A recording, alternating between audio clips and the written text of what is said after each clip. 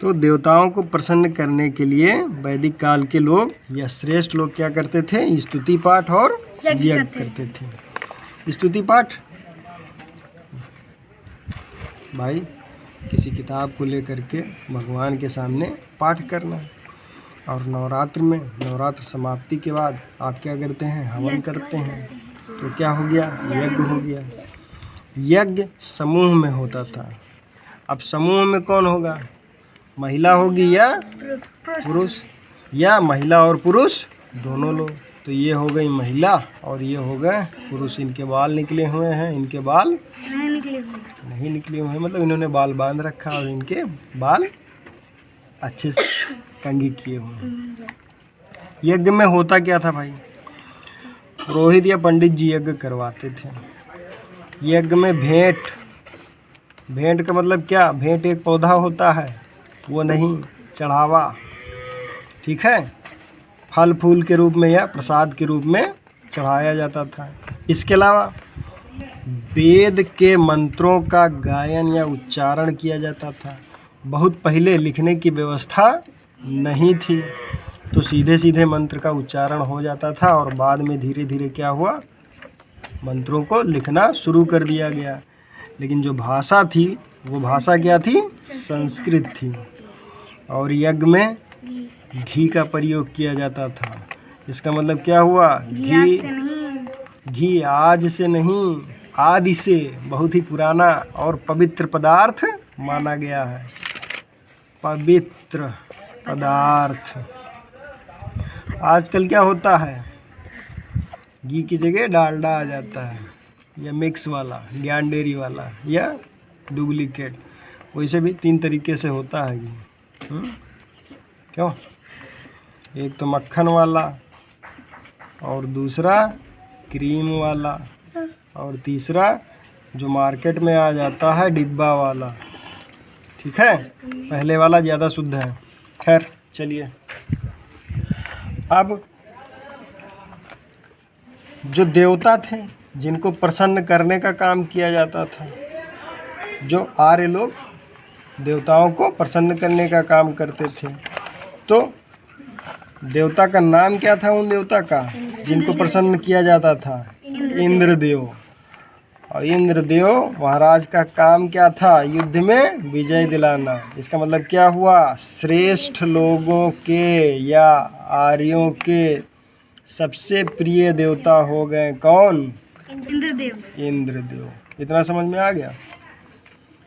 तो इससे पहले आपने पढ़ा वैदिक काल के राजा के बारे में कि राजा का शासन कैसे होता था, ठीक है। फिर अभी पढ़ा धर्म के बारे में कि वैदिक काल का धर्म क्या था। अब फिर आगे देखना है हमको वैदिक काल का समाज।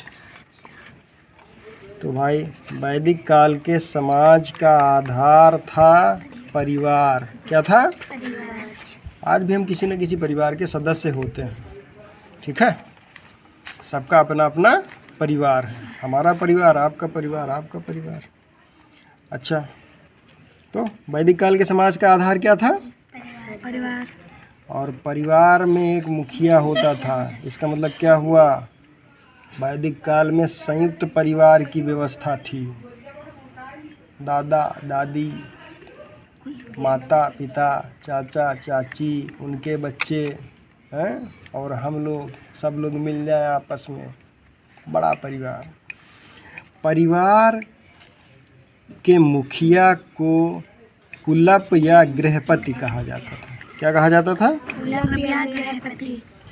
और जो मुखिया होता था परिवार का, वो घर का सबसे बड़ा सदस्य होता था या बड़ा पुरुष होता था, ठीक है, जिसे वरिष्ठ का मतलब समझते हैं, बड़ा वरिष्ठ पुरुष सदस्य को परिवार का मुखिया बनाया जाता था। इतना समझ में आ गया? अब प्रारंभ में या शुरुआत में आर्य श्रेष्ठ लोग 3 भागों में बटे थे, या इनका समाज 3 भागों में बटा हुआ था। पहले भाग में राजा, दूसरे भाग में पुरोहित, और तीसरे भाग में अन्य लोग। ये जो बंटवारा था, ठीक है, पहले वाला बंटवारा काम करने या व्यवसाय के आधार पर था। किसके आधार पर? काम करने या व्यवसाय के आधार पर। और ये बंटवारा कठोर नहीं था। इसका मतलब क्या हुआ? जाति जैसी व्यवस्था उस समय उत्पन्न नहीं हुई। जो भी काम होता था रुचि के आधार पर लोग अपना अपना काम करते थे। ठीक है। अगर कोई पुरोहित के घर नहीं जन्मा है, लेकिन यदि पुरोहित का कार्य जानता है और पुरोहित का कार्य करना चाहता है तो वह पुरोहित का कार्य कर सकता था। बाद में क्या हुआ? बाद में जब थोड़ा समय और बीता तो आर्य श्रेष्ठ लोग 3 के बजाय 4 भागों में बंट गए। कितने भागों में बंट गए? 4।